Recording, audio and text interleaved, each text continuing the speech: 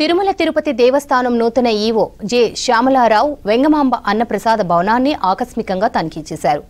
బాధ్యతలను స్వీకరించిన రోజే టీటీడీ అధికారులతో కలిసి తిరుమలలోని పలు ప్రాంతాల్లో పర్యటించారు ఈవో. వంటగదిని పరిశీలించారు. సిబ్బంది పనితీరును అడిగి తెలుసుకొని సూచనలు, సలహాలు ఇచ్చారు. క్యూలైన్లలో భక్తుల సౌకర్యాలను పరిశీలించారు. మరోవైపు తిరుమలలో భక్తుల రద్దీ కొనసాగుతోంది. వరుస సెలవులు రావడంతో తిరుమలకు పోటెత్తారు భక్తులు. కంపార్ట్మెంట్లన్నీ భక్తులతో నిండిపోయాయి.